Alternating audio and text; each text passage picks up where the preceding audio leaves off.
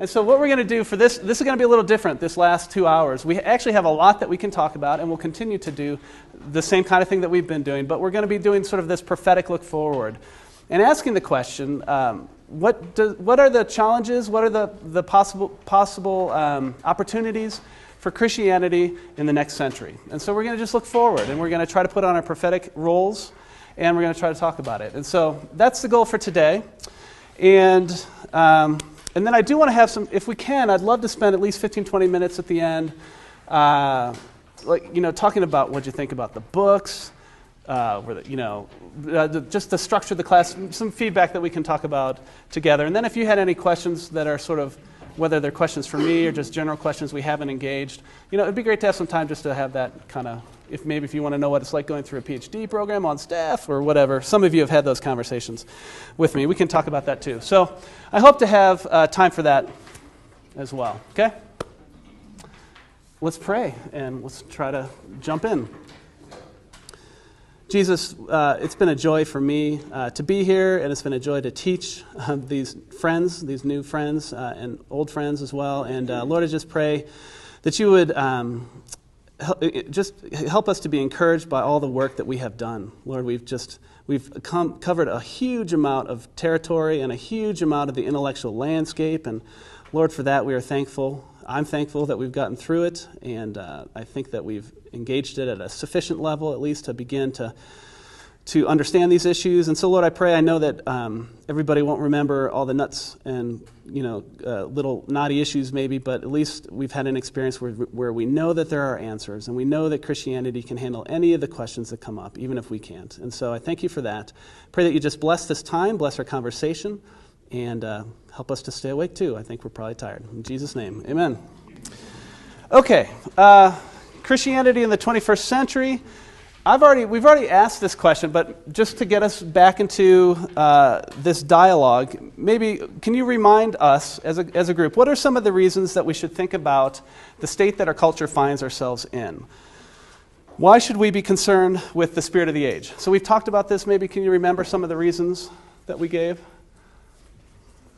So just somebody blurt out or raise your hand.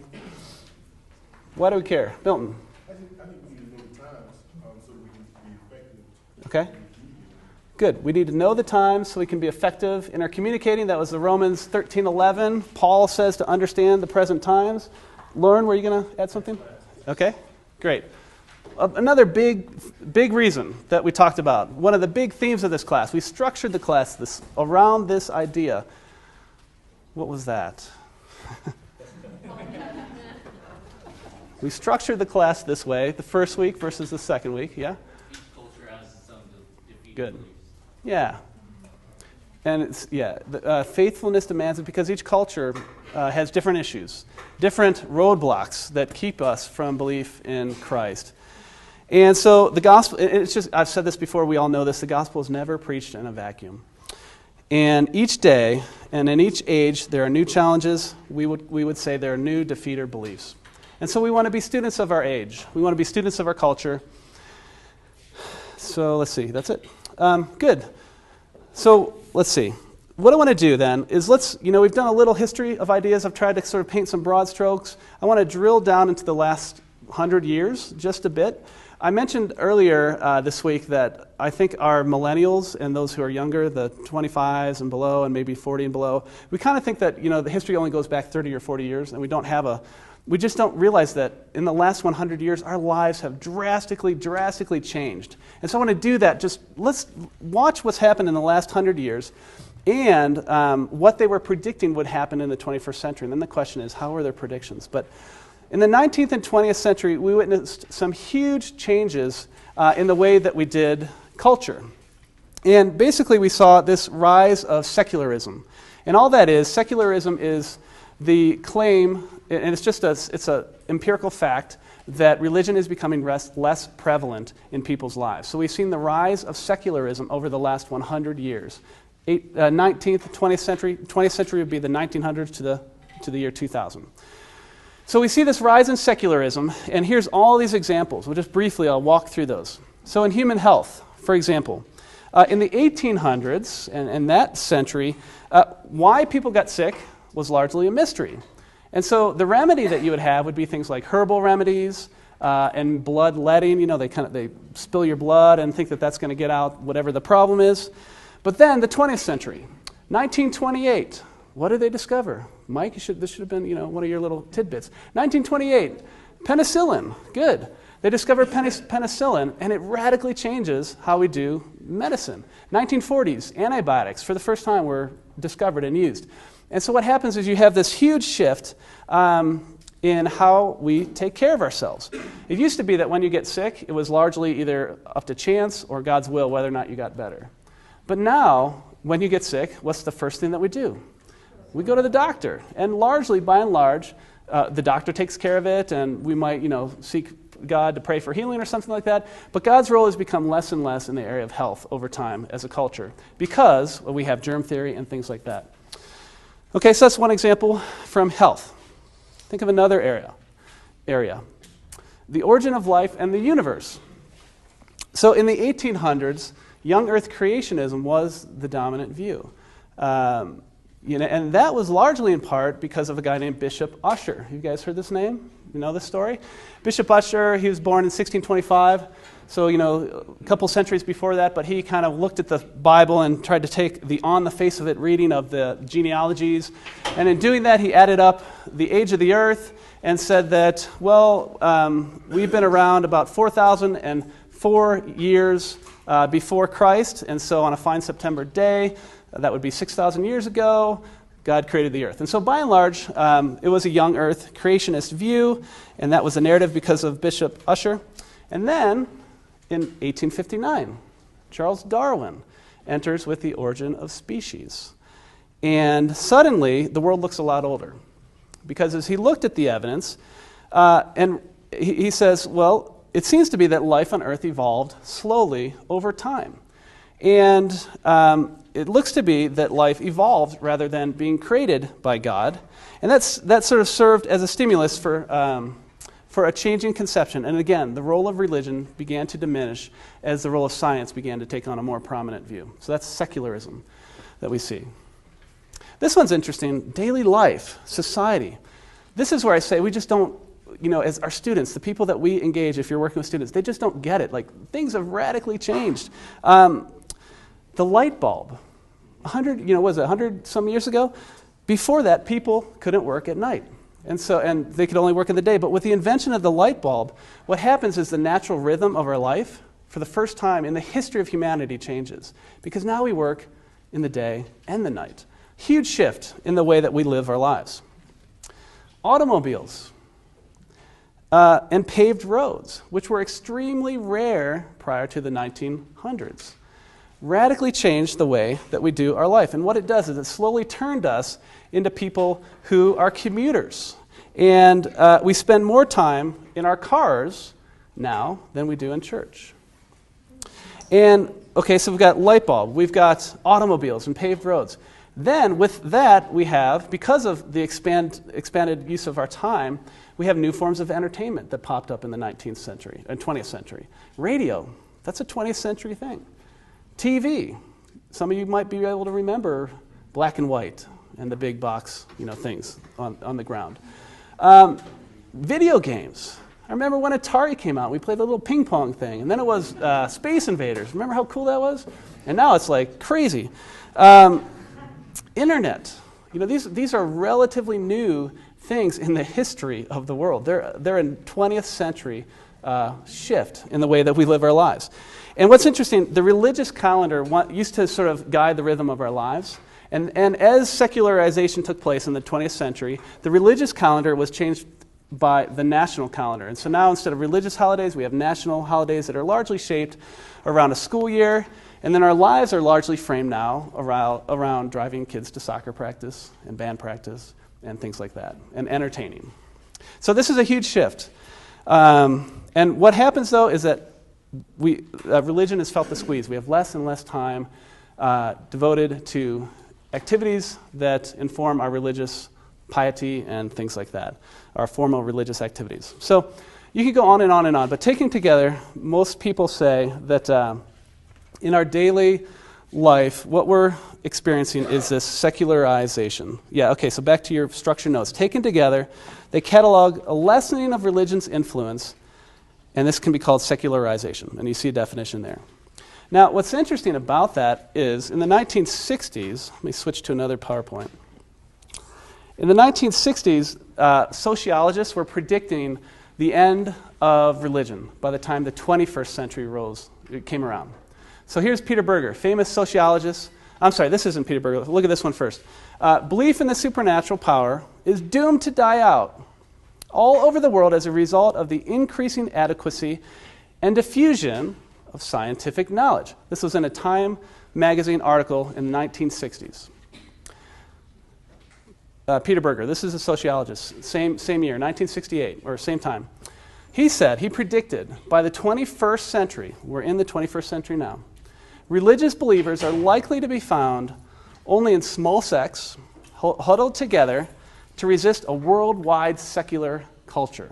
So they looked at the trends, even some of the trends that I just sort of cataloged, and they said religion is becoming less and less important in people's lives. Eventually it's just going to be gone. So that was the prediction. And let's see. Do we want to, I'll just mention in passing 4 responses. Do you want me to just fill in a little bit there? Kind of a side note, but 4 responses to this threat of secularization. Fundamentalists were basically the resist and try to reverse folks. We want to push back on this process of secularization because God belongs, in our lives. So they're the so-called fundamentalist. Briefly, the religious liberalists, they say, well, look, let's give religion a place. Let's give them the Francis Schaeffer's upper story, the place of value. And so they punt religion to value, the area of values and meaning.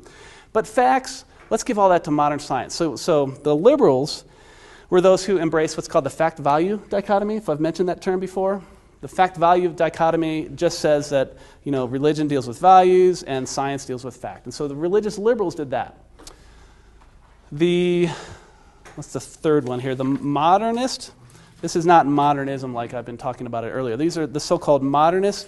They're people who basically said, secularization in small doses is good, but let's still try to keep a place for religion. So they were moderate in that sense, that they're trying to accommodate the advances in science, but still keep the things that we would want to keep with religion in place. So they're called moderates. And then the secularists, though, these would be people who positively embraced religion's decline and even tried to hasten it. That would be the secularist. So here's a distinction. Secularism or secularization is a neutral position that merely describes the events that are taking place. Secularization.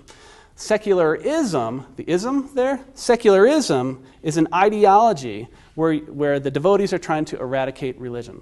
So secularist, the new atheist would be secularist, right? They're promoting and trying to eradicate religion all around the world. Okay, so those are by and large the 4 views or 4 responses to secularism. We roll around to the 21st century, and what happened? Is religion gone? No. In fact, just the opposite. Today, religion is more prevalent.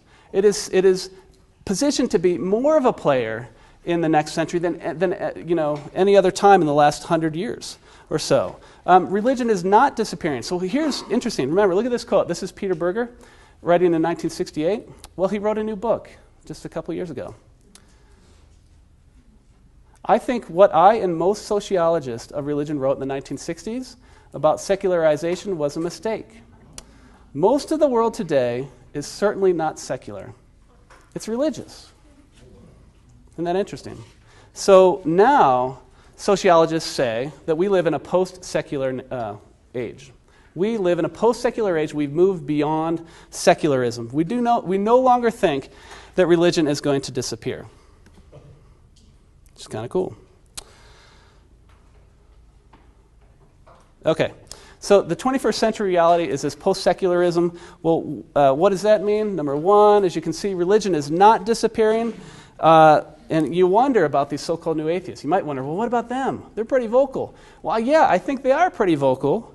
It's because I think they see this, and they're doing everything they can to reverse this trend. But I think that they're going to be more and more an isolated group in a lot of ways, because religion it's everywhere. And I'm going to give you reasons why it's going to continue to do that. Second thing, religion will play the central role in shaping the 21st century. A book just came out by a guy named Samuel Huntington. It's called The Clash of Civilizations and the Remaking of the World Order. You don't need to write that down. But what he argues there is that the most significant conflicts around the globe in the next century will not be geopolitical, but they'll be religious. And he kind of maps out in all the different geographies that the conflicts are going to be religiously driven and not economically or geopolitically driven. And I think that's right if you just think about the news and the kinds of things going on. By the numbers, you can see this as well on your structured notes. 4 out of 5 of our college students describe themselves as spiritual. Now, of course, you're going to want to break that down, and actually they do. In the study that I think I referenced the study somewhere. Maybe not, but I can tell you where it came from. But if you wanted to break down those 4 out of 5 believers, some would be orthodox. They'd say there is a truth about God, and there's one God, and things like that. They could be Orthodox Christian, Orthodox Jew, Orthodox Muslim, whatever. Others would be, I guess, what are called mainline. And then the rest would be what are called skeptic. Is that right? Did I get that right? No, I'm sorry. Spiritual seekers. Spiritual seekers. So the study that I was looking at kind of breaks them down into these categories. The mainline believers would be people who are religious without dogmatism or literalism, so I'm not sure what that means. The spiritual seekers would be those who are spiritually wounded, but they're still seeking. They're mystical seekers. I think one that you have seen is the social justice seeker. These are spiritual seekers, and they identify with some of the things that we would identify with, and they even want to come right alongside of us in that. Well, these would be a kind of spiritual seeker. University professors, more than half believe in a God, and then it jumps even higher if you talk about just a general higher power or things like that. So religion is not going away. And so that's interesting. Why did it not go away? And you might think about that. I've done a little thinking on it, and you can see I give 3 reasons. Let me double-click on each of these and why I don't think religion is going away. And by the way, I'll answer what I think comes after postmodernism here as well. I know that I forgot to answer that or give you my thoughts on that. But why is religion not going away? 3 reasons, and they come from theology. I think they come from doctrine. So number 1, religion is at rock bottom spiritual. So think of it this way. What's the first 5 words of the Bible? In the beginning, God created. In the beginning, God created. And that sets the stage for everything that comes after. Because what you learn in the first 5 words of the Bible is that there is a creator, and then everything else distinct from God is created by God. Everything distinct from God is creature. What that means is that and notice there's no third thing. There's no other category that's something that exists but is uncreated. Christianity doesn't allow for that. Everything that exists is either the creator or creature. What that means is that this is the most fundamental distinction in all of reality. If you want to boil it down to the most fundamental distinction in all of reality, it's that of creator-creature. And everything else makes sense in response to the creator. If that's the case, well, then it means at rock bottom, reality is spiritual, because our creator, God, is spiritual at rock bottom. And this means that, so God is spirit. Thus, the most fundamental fact about reality, in fact, the thing that conditions all other facts that are true of the world, is at rock bottom, spiritual in nature. What does this mean? It means you just can't rub out spirituality like you rub out grease in a pan. It's just not you can't do it, because at rock bottom, reality is spiritual. Okay? This leads to the second thing that I would want to say, is that man, therefore, is inherently religious. So if you look at that distinction, we are created to respond to the Creator. We can respond to the Creator we can love Him, we can worship Him, we can delight in Him, we can enjoy Him, or we can reject Him, but all of our lives are lived in some kind of a response to the Creator. Why? Because human life at the core is religious. It's lived in this response to God. And that's why, by the way, if you read thinkers in Western philosophy, the thinkers of Western ideas, it becomes pretty obvious that man is indeed inherently religious. So if I'm thinking of Plato, I'm thinking of Homer, I'm thinking of Epictetus, who you might not have heard of, but an early thinker. I'm thinking of Calvin and all these people. It's very clear that spirituality is the default position. Atheism is not the default position. We need to be talked into atheism. But the default position is spiritual. And so it's not going away. It's not going to go away. In fact, I heard Peter Kraft one time, I heard him say, the opposite of theism isn't atheism. And I always thought about that. He said it's idolatry. And I think I finally get it. Yes, because we all worship that which is ultimate. We are spiritual beings who by nature worship that which is ultimate. So the opposite of theism isn't atheism. And that's why Paul, remember we looked at Paul in Athens? Verse 16, he walked around and he was distressed by all the idolatry that he found in the city. And in fact, by one count, there were more statues in the city in Athens than there were people. It's unbelievable, just the amount of idols that they had, worshiping Roman gods and Greek gods, I should be Greek gods at the time, but all these idols. 10,000 citizens, but 30,000 idols. We are inherently religious people. And it's interesting, this idea that we all worship that which is supreme, we all worship that which is greatest in our lives. This was made most prevalent to me actually at a Pearl Jam concert a couple years ago. Let me tell you about this. So this is an interesting story. So I mentioned this guy, Mike Erie. He was the human that was sort of influential in my life, coming to Christ while I was at Miami University as a student. Well, Mike and I ended up in seminary together 10 years later in Los Angeles. We were at Talbot School of Theology, and back in college, we loved to listen to Pearl Jam. And that's what we do every day after school. We'd sit in our rooms and turn the volume up and just kind of crank. And so Pearl Jam was coming to Los Angeles, and so we said, okay, let's go see this. And we were looking forward to having time together and enjoying that. And just to give you an example, I'm not like a huge concert guy. I think the last concert I had gone to before that was Def Leppard in high school. And so it's been like a long time. So we go to this concert, and we're kind of sitting there, and the first opening band, people are just kind of chilling out. And what I realized, though, that what that Pearl Jam concert was the secular equivalent of a church worship service. And it was amazing. The minute the Pearl Jam came onto the stage, all the bongs came out and stuff, and people started just it was like this crescendo of worship. And by the time 2 or 3 hours later, we're all singing, I'm alive, and all that. And it just dawned on me as I was looking around at this crowd who was in sync, sort of worshiping at the feet of Pearl Jam. I walked out of there thinking and realizing man's propensity to worship that which is ultimate. And that's what we were doing in a sense. We were worshiping at the feet of Pearl Jam. And so I think that we're just hardwired to worship. Why? Because of this. Because that's the most fundamental distinction. We are going to worship that which is ultimate. Okay, so it's not going away. Religion is not going away. Third, and this is, again, comes from theology, God is at work in the world. You think about the great story of God. I've mentioned, a number of times that you can think about this idea of the story of God as maybe a 3-act play like we talked about yesterday, a 4-act play, creation, the fall, redemption, restoration, something like that.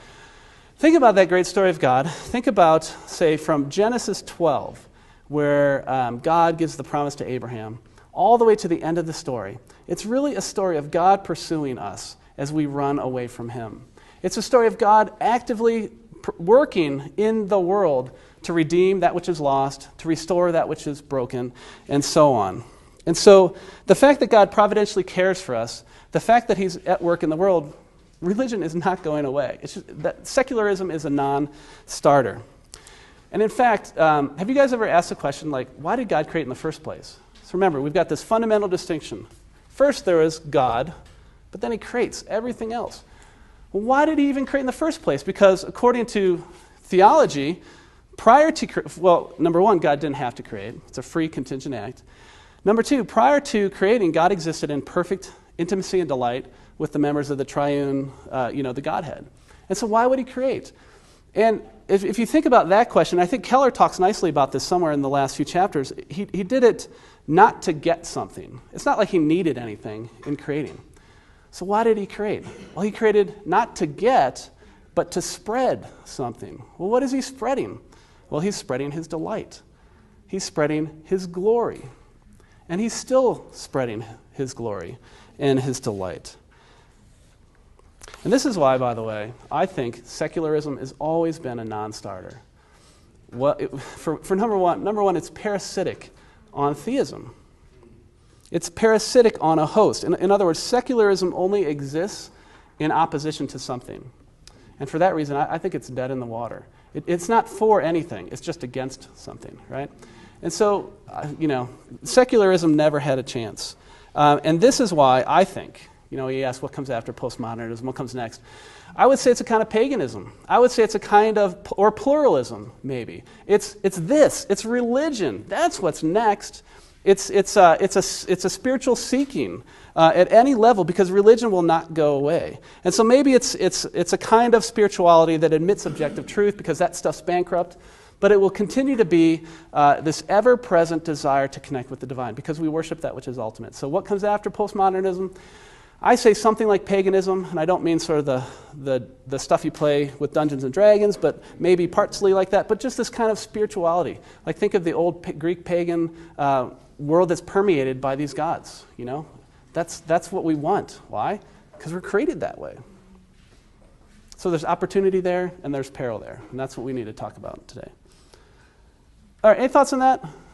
These three ideas, or maybe any other reasons that you've thought about as we think about this question: why is religion not going away? Yeah, Donna. I was just wondering if you think tolerance will still be a very important kind of residue from postmodernism in with religion? Maybe. You mean like the idea that we need to tolerate everybody, and so don't shove your views down mine, especially for Christians? Don't even disagree with my view because you're disagreeing with me? Yeah, I'm not so sure. I think popularly that kind of idea is still out there, but as people just get clear on, no, there's a right and there's a wrong, at some point we need to just kind of grow up and get back to the normal definition of tolerance. Now, with religion and ethics, we find a hard time doing that, and so I think there's certain areas, and we'll talk about this in a minute. I think there's at least two areas where I think we've ceased to be able to have an intelligent conversation with people that disagree. I think homosexuality would be one, and I think even evolution is kind of there too. It could be maybe someday, maybe Christianity's up there or somewhere in the ballpark where we're just not able to have intelligent discussions because we're being intolerant. I don't quite think we're there on that one, and I'm not so sure if we will be because of the spiritual nature of ourselves. That's an interesting question. I'm not sure. Milton? How long would it take, do you think does it usually take for ideas to move from the intellectual arena to the street? Like you talked Yeah. about the fact that postmodernism is dead and halls of learning are still out on the street. It's a trickle down for sure. Think of the idea of the stream. So at the top, or think of the river illustration from the first day, but at the top you've got your academic universities. And this is where all the new ideas are being generated. And then it trickles down from here to the high schools and the elementary schools, and then your culture at large. And so it is a trickle down, and that was part of your question. Yes, it is a trickle down, and there is a time lag. It could be a generation, it could be shorter. But the things that are propagated at the top are definitely what's influencing eventually at the level of our culture. It could be, some of it can go pretty quick, especially in our new age with social media and with how ideas move so much faster. Maybe that time could be shrinking too. That's a great question. That'd be a really interesting thing to look at these days. Yeah. This question kind of sounds funny, but is it even worth our time and ministry? It probably is. To really maybe fight against the secularists like Dawkins or stuff. I find at the campus I work at, these ideas are out there, but the people who really break it are kind of really small, kind of isolated group. It's not like the whole campus. It's really important reading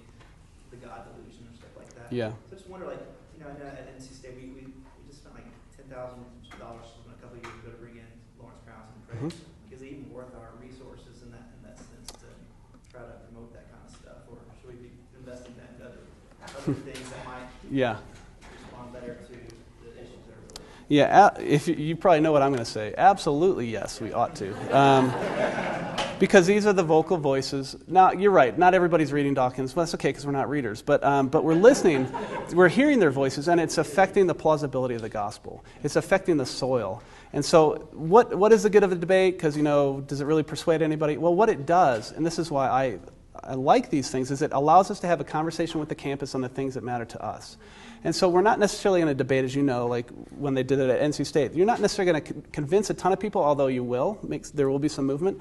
But what you've done is you've had a conversation with the campus. That's what we want to do. And so maybe it's not always debate. I think I prefer to come in and do maybe just a single lecture and have Q&A, and you still do the same kind of discussion. But they need to see that there's plausible answers coming from informed Christians. And so, yeah, I think it's really important. Yeah. Okay, I know. Good. Yeah. What about the factor like birth rates? Like religion isn't going away in the sense that a lot of the secular societies have really low birth rates. Mm-hmm. Those that are predominantly religious. Right. Like some are still like, well, it's going away because of birth rates. Yeah, I mean, maybe that's a factor. Birth rates, we're certainly having more kids than secularism. But what happens is we get poached. So we have more kids and then they go to college. And then we lose them, seriously. And so they're replenishing themselves at the level of the college. And so you could just push back right away and say, yeah, that's true, but we lose just as many as we bring into life. Yeah. And so, why is religion not going away? Because we have more kids? I think that's a factor, especially with Islam. Mm-hmm. Yeah. I think you're right. I think it's a legit point. Okay, let's see here. Okay, so here's what I want to do. This is where we begin to turn the corner and maybe just put on our prophetic hats for a little bit. Now, there's a really great book. So this guy named Charles Malik, you can see on your handout. Dr. Charles Malik, former president of the General Assembly of the United Nations. He was an Orthodox Christian. He was a scholar. He was a philosopher. He taught in the American University in Lebanon. He taught at Harvard. He taught at the American University in D.C. Really influential, important statesman, Christian, and scholar of the last century. And in 1983, I think it was, he gave the dedicatory address at the Billy Graham Center at Wheaton when it opened. And in that address, it became a famous address. He argued that Christians, evangelical Protestants or evangelicals in America, have two great tasks. And those two great tasks are to redeem souls and to redeem minds. And it was just this really influential lecture that he gave in 1983, I think it was, that a lot of important people were at that thing, such as Mark Nolan and some other scholars, that really began to engage this concept of what is the state of the Christian mind. And so he's had a huge influence. In fact, the first book that I worked on with Bill Craig it's entitled The Two Tasks of the Christian Scholar, engaging the mind and redeeming the soul, or something like that. And it was actually a celebration of Charles Malik's centenary birthday, or something like that. That's why we did it. Charles Malik, though, before that, in 1962, he wrote another book that's called Christ and Crisis. And this is he was kind of taking a prophetic look in the 1960s himself on what he thought were the perils, the challenges, and the opportunities of the next, couple decades. And I love what he says here up on the screen on your structured notes. He says in the beginning of that book, he says there are 3 unpardonable sins today: to be flippant or superficial in the analysis of the world situation, to live and act as though half-hearted measures would avail, and to lack the moral courage to rise to the historic occasion. To err intellectually, to be sloppy and slothful in one's mode of living, and for any reason to play the coward, these can easily doom Western civilization, either through some sudden world cataclysm or through the slow decay and death that comes from the paralysis of fear.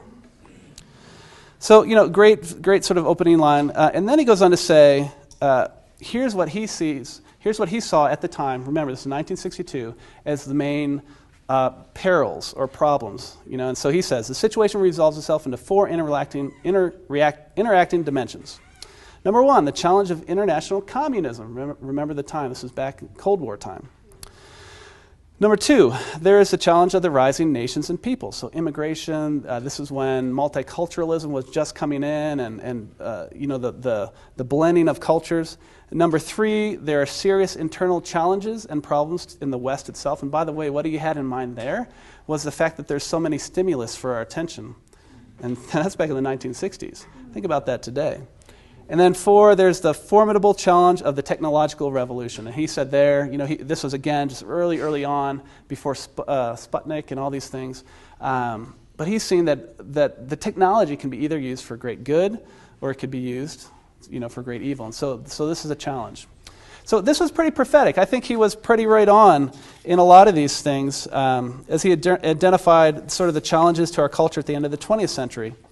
And so what I want to do for the next little part of our time is ask that question, what are the crises of our age? What are the challenges of our age and our day and age?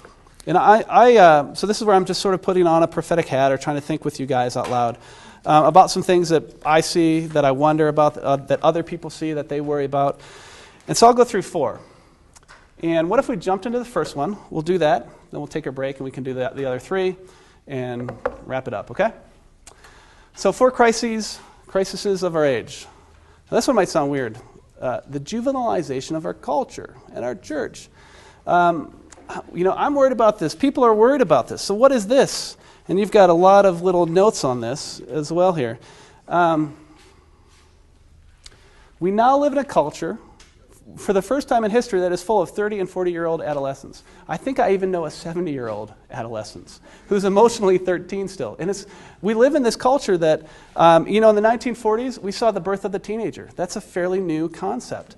Prior to that, people by and large shifted to adulthood pretty quickly when they got married and they began having jobs and having children very early. But now we have teenagers. And so in the 1940s, 1950s, you begin to have this it was actually the homogenization of this youth culture, teenagers, that was focused around music and movies and, just those kinds of things. This youth culture, which had, quote, an aversion to growing up. And I'm quoting from an article that came out last year in Christianity Today. You can kind of see the front cover. It says, Forever Young, the Juvenilization of the American Church.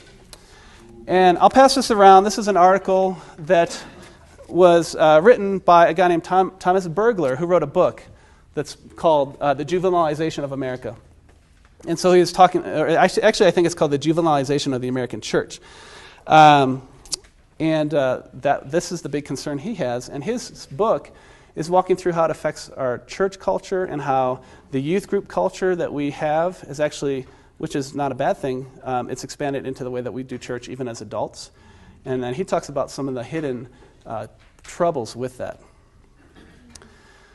Today, the passage to adulthood has been delayed and rendered more subjective. This has led to the juvenilization of our culture and our church. So what is juvenilization? You see in your handout. The process, just think of this, the process where the beliefs, practices, and developmental characteristics of adolescents become accepted as appropriate for adults. So in that article that's passing around, Bergler talks of the church, and he just says we're all kids, we're all adolescents now, we're all kids now. We all want to be entertained now. And so he talks about a number of, do you guys see this at all? Do you know what I'm talking about? All right. Okay. So is that a good thing? Well, I mean, maybe, somewhat. But are there pitfalls? Yeah. And I think that's the point of the book. Here's two. Okay, but here's two unintended consequences that we do worry about, that I worry about for my kids, actually for me, but certainly for our generation. And the first one is right here. Our Christianity becomes self-centered instead of God-centered. Here's a quote from the article that's going around. He says, juvenilization tends to create a self-centered, emotionally driven, and intellectually empty faith. And think of that, and think about some of our students.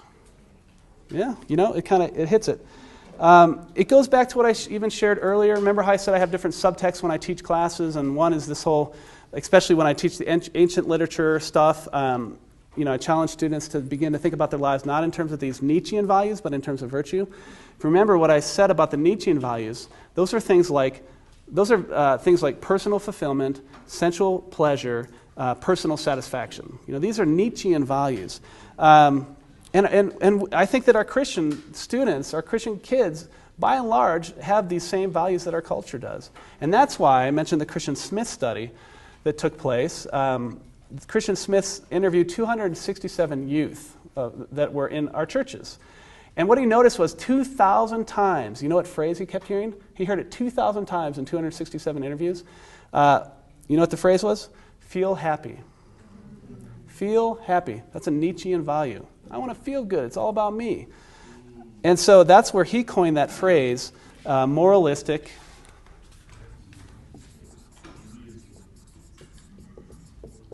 Let's see, moralistic, what was it here? Therapeutic deism, yeah.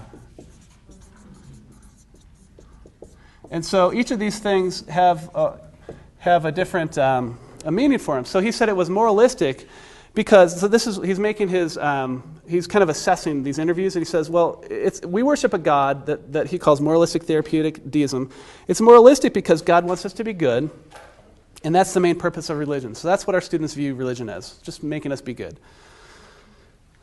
It's therapeutic because God and religion are valuable to help us feel better and to solve our problems. So it's all about me, And then he says it's a deism because God remains at the periphery of our lives, or he remains in the background until we want to call him up for some help. And so it's a kind of deism where we, in effect, live our lives the way we want, and then we have this sort of genie in a bottle that we can rub on when we have some problem. Well, that's a problem if we live our lives largely like our culture does. The second worry that I have about this is that, well, if we continue to become juvenile, or if we are juvenile, well, then morality is going to become, or we're going to view it as subjective, and then I'm just borrowing from Lewis here, we're going to become men without chest. And what that means, Lewis, he wrote a book called The Abolition of Man, another book I'd highly recommend. And in one of the chapters there he has is a chapter entitled Men Without Chest. And so here's, let's see, on your handout here, if values are subjective. So if we live as if values are subjective, well, then what we mean when we make moral ascriptions, we're just sharing personal preference. So on your handout, it says things like the painting is beautiful or the act is unjust. Well, those are they're not statements about the painting itself or about the act, but they're statements about my preferences. They're statements about me. And so, I like cheap romance novels. You like good fiction or, Victorian literature. I like Twinkies. You like Brussels sprouts. I like beating animals. You like protesting chicken farms. They're just expressions of our personal preference on this view. Whatever. So if this is how we live our lives, morality is going to become subjective. But here's the thing. What if reality is that morality is objective, as I would think, as we would argue? What if there actually are moral values? What if there actually is a right way we ought to live? Well, then here's the problem. Here's the thing. Then beauty and goodness and justice, these things aren't in the eye of the beholder. I actually do not think, in the strongest of terms, that beauty is in the eye of the beholder. I think we behold beauty through our eyes, but it's not in the eye of the beholder. There's an objective beauty in the world, and there's an objective fact about the actions that we take morally and things like that. And if that's the case, well then, and this is where the men without chest thing comes in, if so, our emotional response to beauty and to actions and to things, our emotional response to these things takes on a huge level of importance. And if we're juveniles, if we're people without chest, we're not going to actually react appropriately when we have beauty or value before us. So, for example, reacting to a painting, reacting to a novel, or an action can either be congruous or incongruous with the real value of the thing. So, what we ought to do when we see a beautiful painting or when we see a horrendous or detestable act, we ought to act in such a way that we love the lovable and we detest the detestable.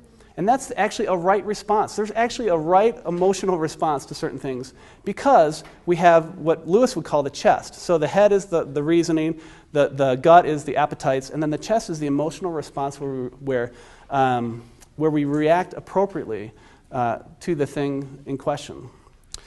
I don't know if that made sense. I'd recommend the book to you. In that book, Lewis says, and this is on your structured notes, and up there, as the king governs by his executive, so reason in man must rule the mere appetites, that's the base parts, by means of the spirited element, which is the chest. The head rules the belly through the chest. And so the chest is that part of us, that part of our souls, at least for Lewis, and he's just borrowing from Plato here. It's that part of us that judges rightly or wrongly and makes moral ascriptions about things. And we want to learn to actually love the lovable and detest the detestable. So does that make sense?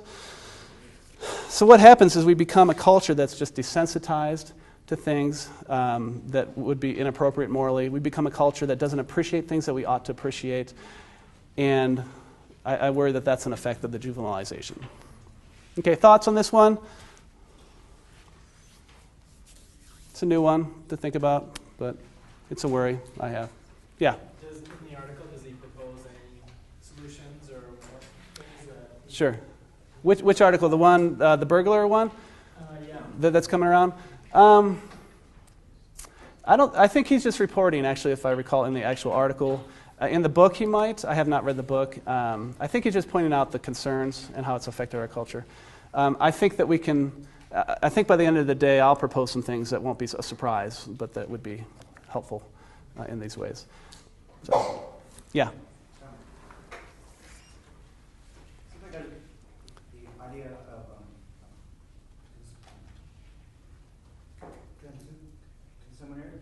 Consumer? That's okay. Yeah. consumerism in churches, like people are church shopping. Yes. Yeah. You guys tied in the same issue? Absolutely.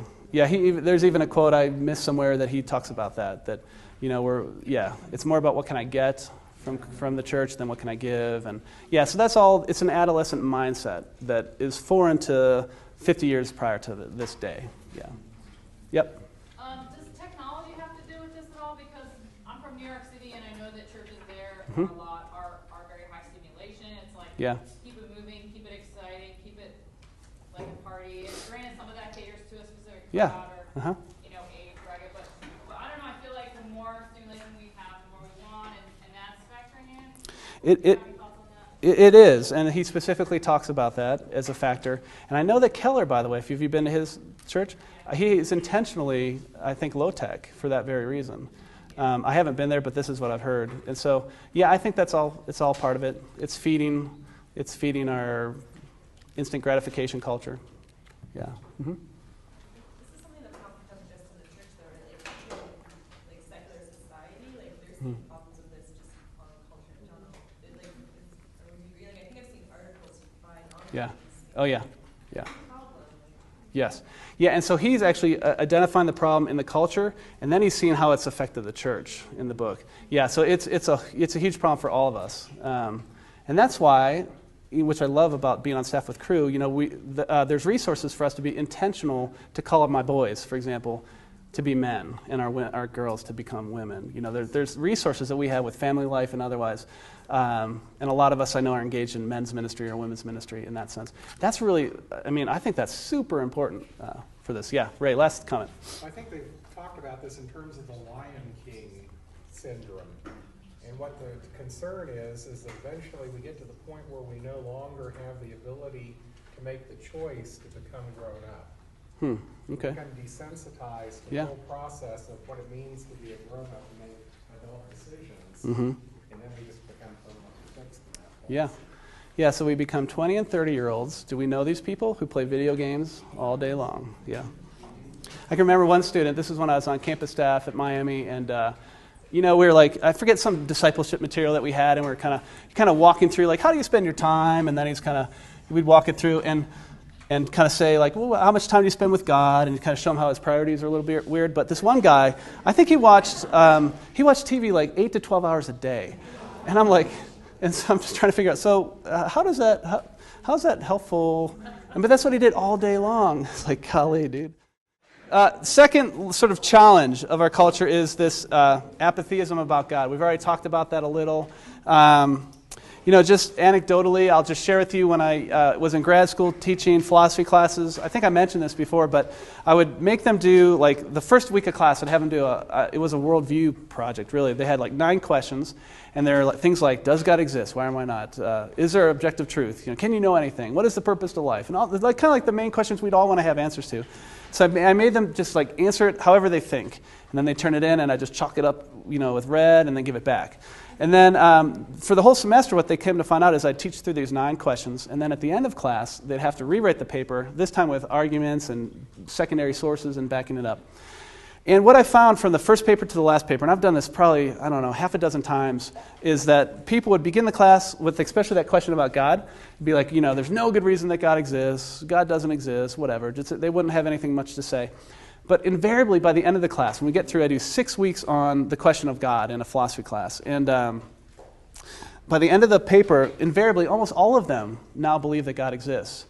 And it was really puzzling to me after a few years, though. I'm like, oh, wow, look at all this progress that we're making.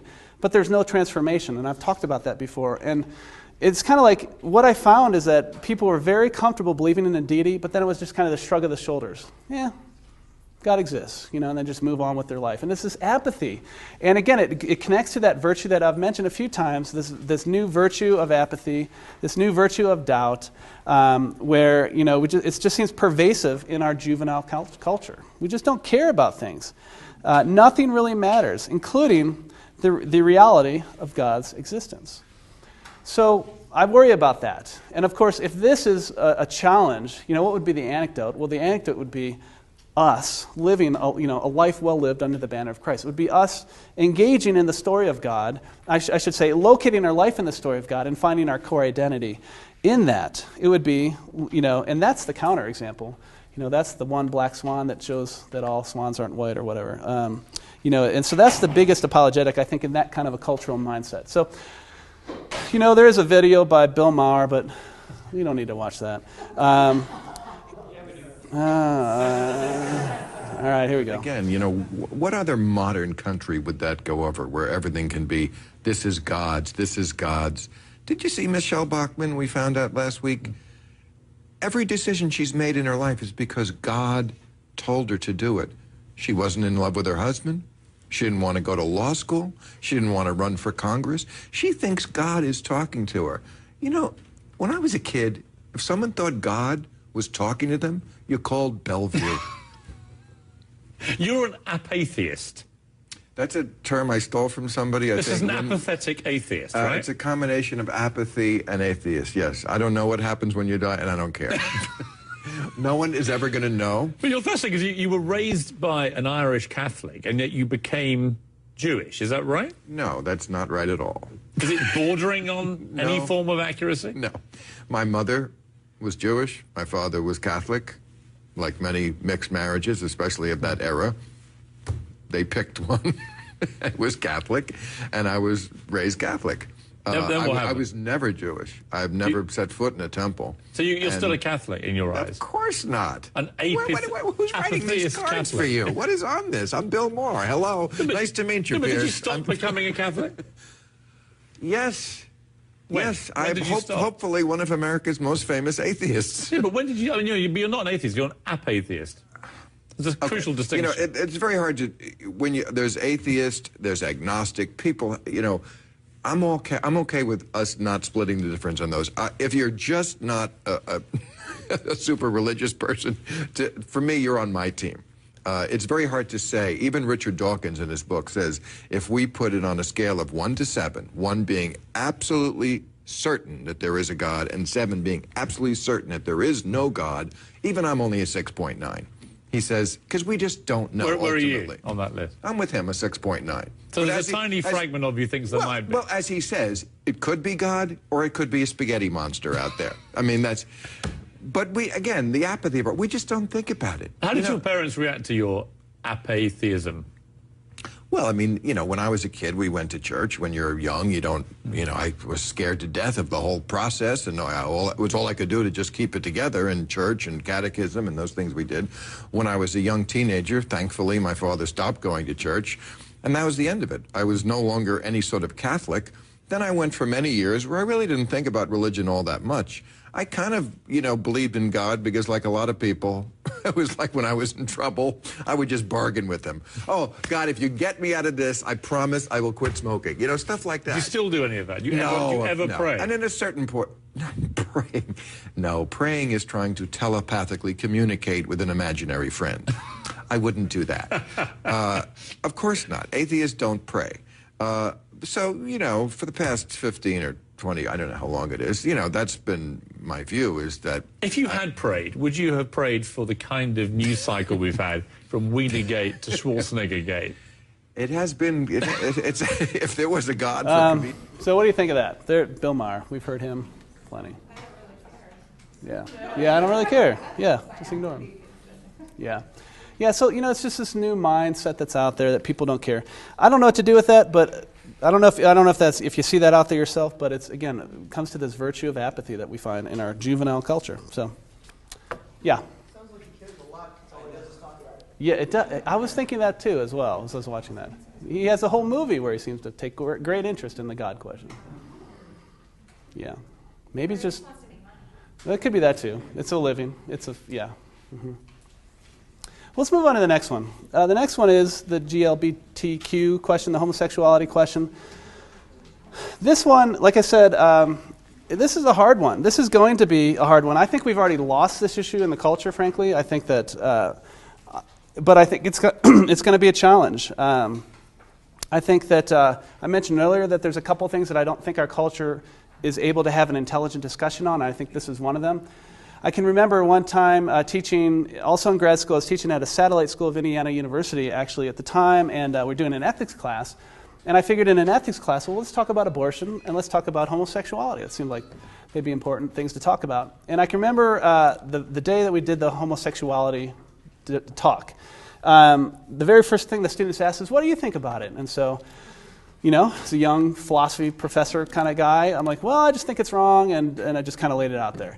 And it was really interesting. The minute I said that, the whole mood of this class, like 30 students, the whole mood of the class changed. And for the rest of the class, it was like evil stares, and it was like pushback, and it was cold. And I just walked out of that class early on in my teaching thinking, I'm never going to do that topic again. I mean, it just scared me, We have lost the ability to have an intelligent conversation on this. And so the question is and that's why we brought in Spud. I think that we need to spend a lot more time thinking about that. Like, how are we going to engage this question in evangelism and in apologetics, and how are we going to think about it ourselves? On your structured notes, I think I'll skip through this, but there's this interesting article, if you want to go back to the sort of early history, 25 years ago, where the beginning of the homosexual agenda was sort of really pushed to try to change the views that Americans felt towards it. Actually, let me just read this, or just read this with me. It's really interesting. This is from an article you can see from your structured notes. The overhauling of straight America, written by these two guys. It's not their real names there in this homosexual publication. This is what they said in 1987. The first order of business. Think about this, 25 years ago, and think about where we are today. The first order of business is the desensitization of the American public concerning gays and gay rights. To desensitize the public is to help it view homosexuality with indifference instead of with keen emotion. Ideally, we would have straights register differences in sexual preference the way they register different tastes for ice cream or sports games. She likes strawberry, I like vanilla. He follows baseball, I follow football. No big deal. At least in the beginning, we are seeking public desensitization and nothing more. We do not need and cannot expect full appreciation or understanding, I think we've arrived there in some ways, of homosexuality from the average American. You can forget about trying to persuade the masses that homosexuality is a good thing, but if only you can get them to think that it is just another thing, with a shrug of their shoulders. Then your battle for legal and social rights is virtually won. 25 years ago. Widely published, you can find it on the internet, this article. You can see the 6 things on your structured notes that they said that we should do, they would do to desensitize America. And I think we've seen some of these. We've seen probably all of these. Talk about gays and gayness as loudly and as often as possible. I mean, they're everywhere. If you want to influence culture, by the way, what do? Well, you have a show. Or you have a movie with handsome guys called Brokeback Mountain. Or you have a show that's funny, like Will and Grace. Or You have a show on Showtime that's full of attractive women, who are lesbians and something like that. So you're desensitizing. You talk about them loudly and often, portray gays as victims, give homosexual protectors a just cause, make gays look good, make the victimizers look bad, and get funds from corporate America. So this was, it's just a little of the history of this. And so what do we do with all that? I won't spend a ton of time on some of these. Spud did a great job with the biblical stuff, just kind of highlighting those 6 passages.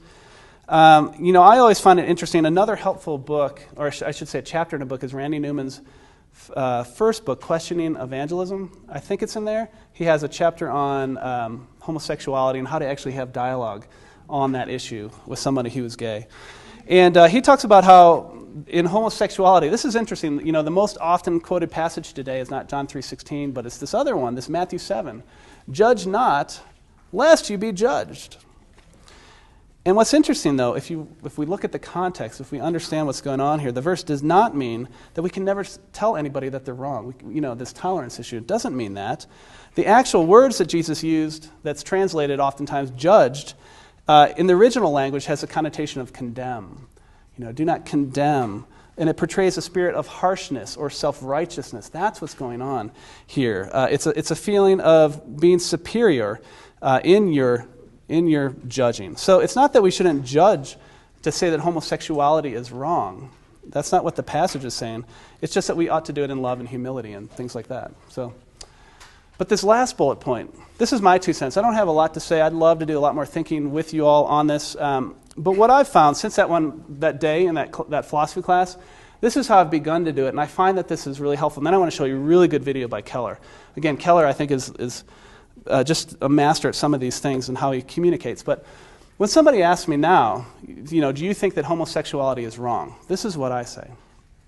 I say, well, that's the wrong place to begin, the wrong place to start when thinking about the topic. And so then I say this. I say, first, you need to know that the church has lied to you. And the church has lied to you in saying that homosexual sin is any worse than heterosexual sin.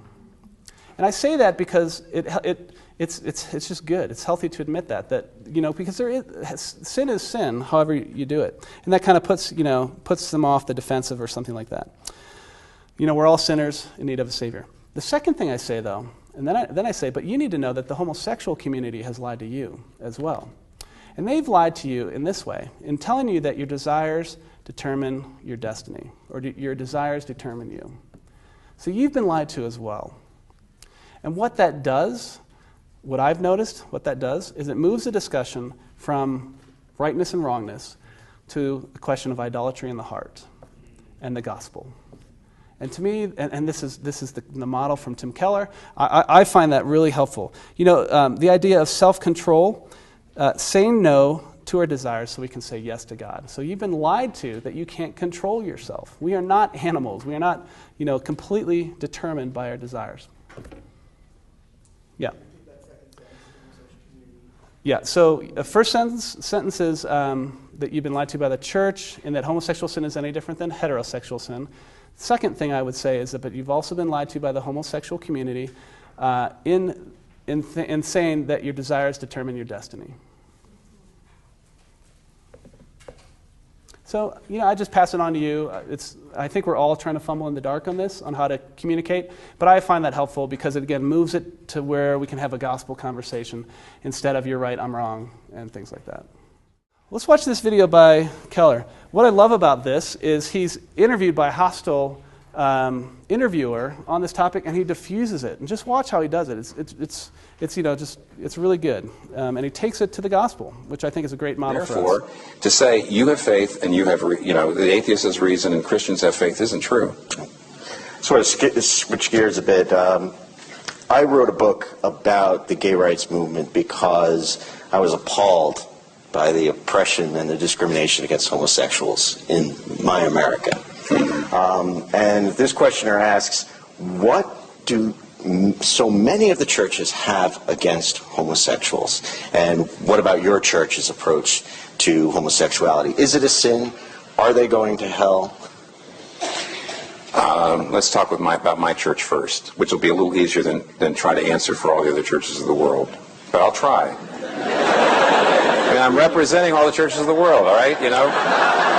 Yeah. But Christianity, I mean, yeah, I know. Well, let's start with mine. You go to the Bible quite often, and there are many evangelicals who will say it is listed as a sin in the Bible, right. And these people are going to hell. Right. Now, let's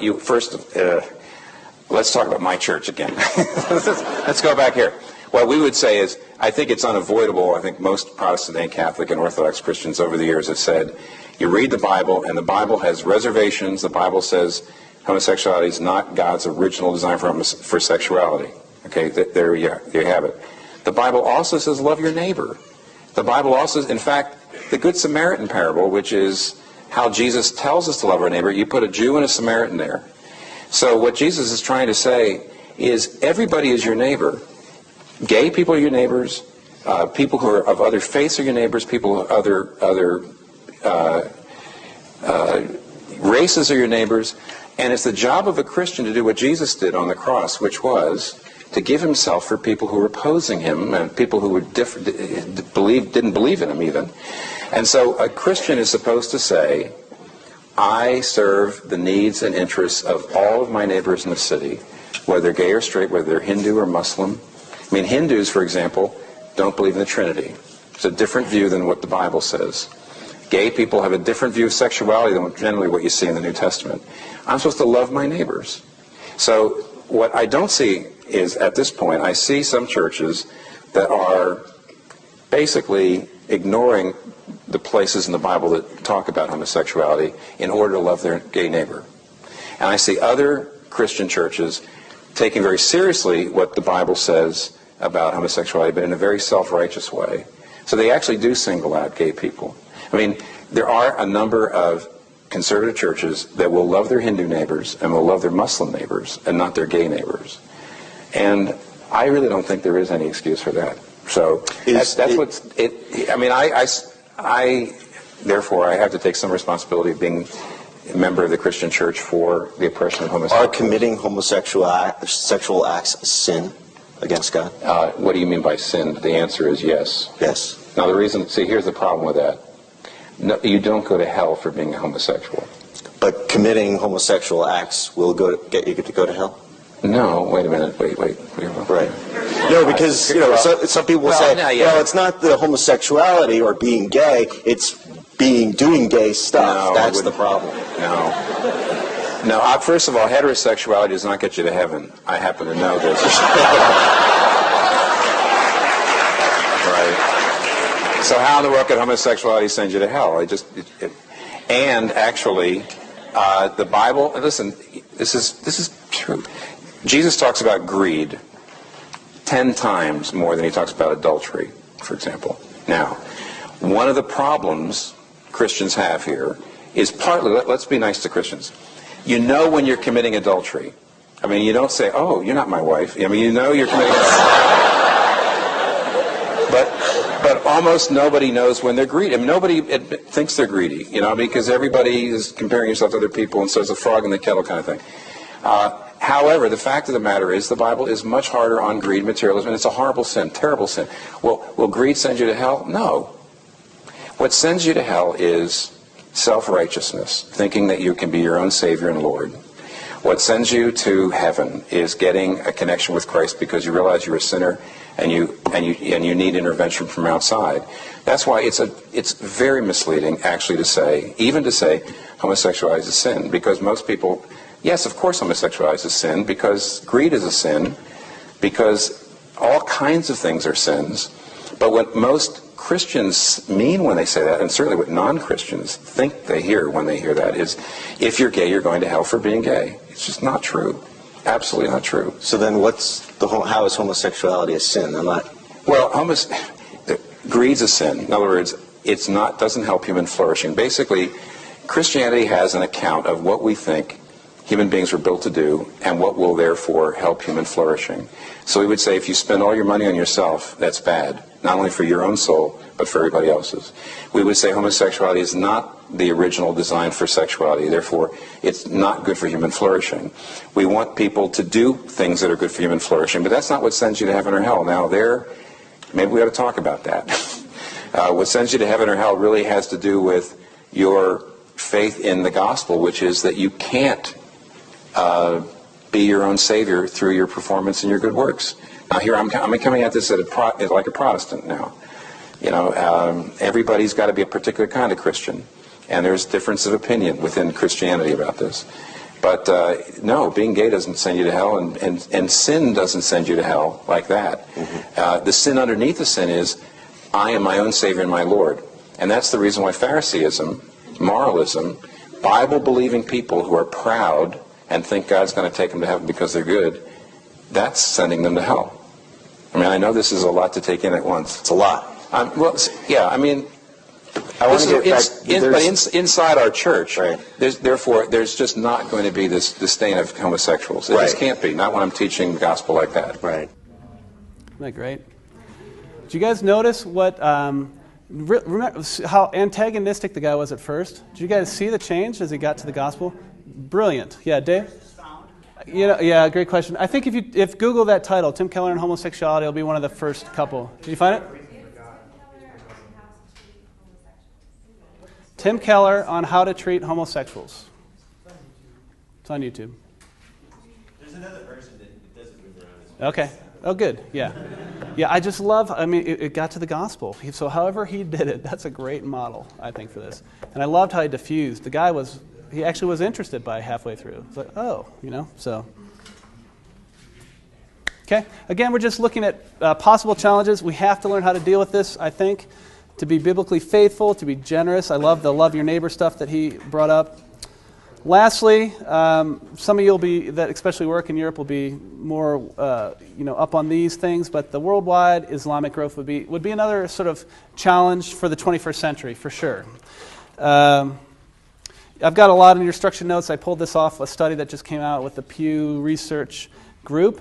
So a couple bullet points. Islam, second largest religion on the planet, 1.6 billion people.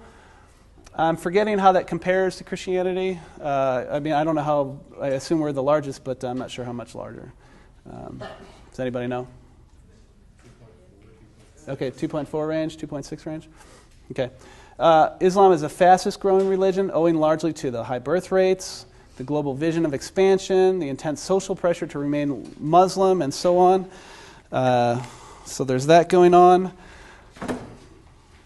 A recent article, this is a year ago now, but there's an article in the London News Source that talked about the growth of the Muslim Europe as a demographic time bomb waiting to transform our continent. So there's that kinds of stuff. You see all the statistics on the next page of your structured notes. So you can look at that at your leisure, but it's going to be a threat. It's going to be something that we're going to need to deal with. Now, I know there's a lot of statistics. What was interesting, I had always heard that the future of I guess they called it a Eurabia, Europe just completely becoming Muslim. And so I was looking into that a little bit, and evidently the statistics don't support that. And even if you look at the statistics that I have from this report, they don't support completely dominated by Islam in Europe. But future trends do suggest this for sure. This is at least a modest claim that seems right. Future trends show that Islam will be a major force in the 21st century. And of course, Islam and is Christianity's most significant rival in terms of religions. And I should say, many scholars think that Islam is at a crossroads. And some of you that work in these contexts, I think you'd be able to you could tell us more on this as well. But the crossroad, it's a crossroad where it could go one of two ways, perhaps. And we don't know which way it's going to go. It could either go, it could take the highway of violence and seek worldwide domination.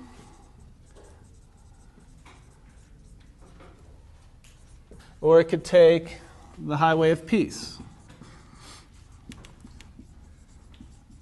And a lot of scholars say, it's at a crossroads. They don't know which way it will take. Peace and relative coexistence.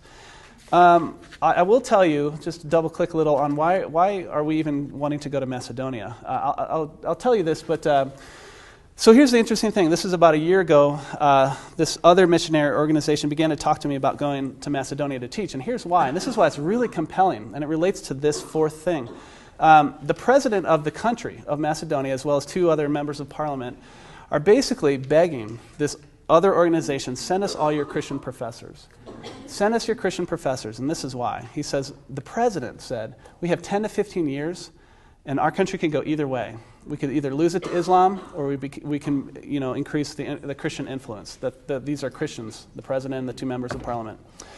And so I asked my friend, who's a part of this missionary organization, who was just in Macedonia a year ago, and I said, well, what was it like there? And he said he drove, I guess it's a 100-mile stretch from the capital city to a resort town, and he said that in that drive, he counted 200 mosques that are being built in about a 100-mile thing. Evidently, Saudi Arabia is just pouring in millions of dollars of money to build these mosques, which is where you get educated, and it's the infrastructure. And then I said, well, how many churches did you see in that 100-mile stretch? And he said, well, I saw 3 burnt-down churches. And so I hear that. This was about a year ago. I hear this, and I think, well, God, we're transitioning. Do you want us to go do that? It's really compelling, and that's actually why we're going there, is because we've got this window of time where the government is actually wanting Christian influence in their country. And so I feel like that's missionally really compelling. And so you guys know more about this. Many of you work in this context. Anybody want to comment on this? Thoughts? Yeah. In Africa, they have on the front end of the city and on the back end, they have mosques. They put it in so that when you drive in the city or the village or whatever, it's assumed it's a Muslim town. So it's kind of a strategic thing. Yeah. Okay. That's in the Ivory Coast, you said? It's actually more in Cameroon. Oh, okay. Okay. Yeah. Any other thoughts? Yeah. One of the other trends that we're noticing in my location is that when you really get a chance to talk to students, there are a lot of students that are actually starting to critically think about Islam, and they're actually becoming hidden atheists. They won't say that to their parents, but kind of in their own hearts, they've rejected Islam. Interesting. And it's funny that because of the bad taste of that particular theism in their mouth, they'll automatically jump to atheism. Interesting. Yeah. It's such a turn on that they'll just go to, well, there's obviously no God, because this is just horribly wrong. So it's just been an interesting trend for us that we actually, it's funny to work in the Middle East and you're answering questions about atheism. Yeah, you wouldn't expect that. Huh, wow. But yeah, there's people, they're not voicing it necessarily, but we're encountering a lot of people that are just kind of waking up to, there's something off here. Okay. Okay, good. Wow, thanks for sharing. Yeah, Brian? The country that we've spent a couple summers in is a lot further down the road toward atheism. I mean, the country's still 99.98% Muslim, theoretically, but in practice, about a third to a half of that is atheist Muslim. I'm Muslim like I'm Christian if I live in America. But wow, yeah. Okay. Yeah. I've noticed that trend too the past 2 summers in that most of the college students will close down the bars at 3 a.m. and it was the devout Muslims that would come to our things because we didn't do that. That we did fun stuff that was still allowable within their strict adherence to Islam as well. Okay. Good. Yeah. In France, I've seen just kind of some confused Muslims in a way because a lot of North Africans are born in secular Europe and they grow up, and so at home they have this, strong value to Islam, but in the rest of their world it isn't that way. So they either have clans of friends and family that really hold to that, or they grow up and it's interesting. Sometimes Muslims are really easy to talk to. They're like, hey, can you believe all these French atheists don't believe in God like we do? Yeah. And there's actually some connection point there, but sure. There's a lot of nominal Muslims, just like in the States, there's a lot of people say they're Christian, but... Sure, okay. Yeah. I was just going to comment, in Canada, I feel like on a lot of our cases, we're right now, I feel like it's a matter of years before we stop. And I sit back and I see the homosexuality agenda and the Islamic agenda, and they're both growing, and I sort of actually just like give it 2 years and like, let's see who wins out. Really? One is tolerance. Everyone, we're losing our prayer rooms and stuff like that, but the Islamic society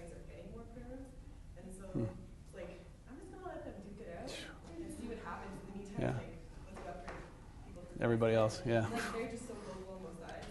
Yeah. We don't know what it's going to land in. Wow, that's really interesting. Yeah. Yeah, we could talk about this forever. I think all I want to say is that this is something that we need to figure out how to engage. I know you guys are already doing that in many different contexts, but it will be a growing trend, and so on. Okay, so let's try to just land this so we can talk about other stuff. But I would say just real briefly, let's skip these. Sorry.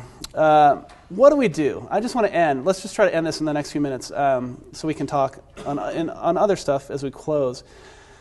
Those are the challenges. I suggested 4. I think there's many. There's many of challenges to Christianity in the 21st century. What are the opportunities? I love this. Is a picture of Leslie Newbegin. He wrote this.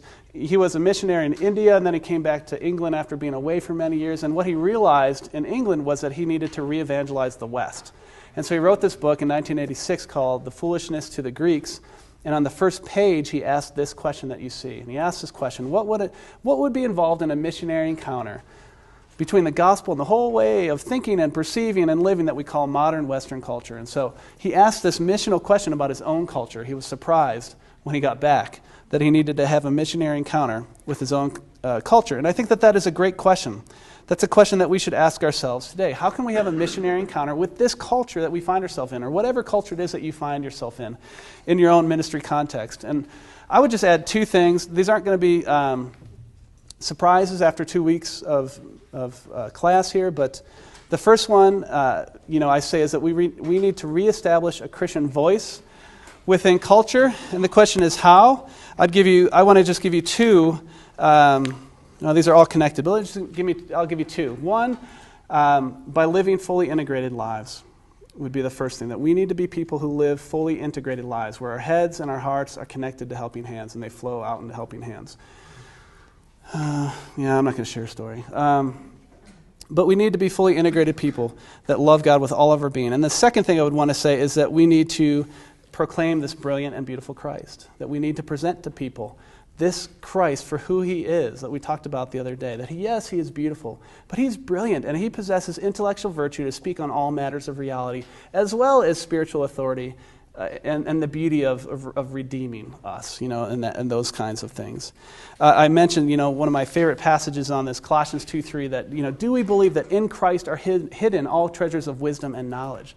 That's what it says about Colossians. 2:9, it says that in Christ is the fullness of deity is embodied within him, but in him is hidden all these treasures of wisdom and knowledge. Or as Augustine says, I've mentioned Augustine the first day, it's good to close with him too. In Augustine's Confession, one of my favorite lines from that, apart from that first paragraph where he talks about our restless hearts, the other passage that I love, he talks about how Christ is the beauty of all beautiful things. And I love that. That's true. Christ is the beauty of all beautiful things. And then I would just add, if we added in Augustinian fashion, Christ is the goodness in all good things. Christ is the truth in which all true things point. I think that if we can help make these connections between goodness and truth and beauty and point them to the one who is goodness and truth and beauty himself, that's part of this sort of opportunity that I think we have. One of the videos that we didn't watch was Os Guinness, and he says he's not worried about Islam. He's not worried about secularism. He says he's worried about ourselves. He thinks the best thing is for us to live these fully integrated lives where we proclaim a brilliant and beautiful Christ to the world. The encouraging news is that we are seeing a renaissance in Christian thought. In the academy, we're seeing a renaissance in Christian thought, where philosophy departments and New Testament departments especially, but other departments as well across the university are being populated with Christians that are articulating a Christian voice at the highest level of academia. And so we can be really encouraged by that. I think we're seeing in the arts a beginnings, perhaps, of a renaissance as well in Christian art and beauty and things like that. And we can be encouraged by that as well. So there's good things that are happening. But this would be the first thing that's an area of opportunity. The second, reestablishing a Christian conscience within the culture. And here again, I would just say something you've already heard. Remember Keller's, there's not 2 ways, but there's 3 ways to live. This return to the gospel-centered life. That we would be people at the core of our identity, it is Christ that is found there. That we are people that are saved by grace, sinners saved by grace, and so on. So there's not 2 ways to live, but 3, and that we would live under the banner of Christ. And of course, the result would be whole people that are little Christ, as some say, to the world, reflecting in our lives and in our actions this brilliant and beautiful Christ, and so on. So, yeah, probably not a surprise, but I think these are basic things: the gospel and living fully integrated lives. That's what we need. You know, what the world needs is us faithfully following Christ. It all comes back to that.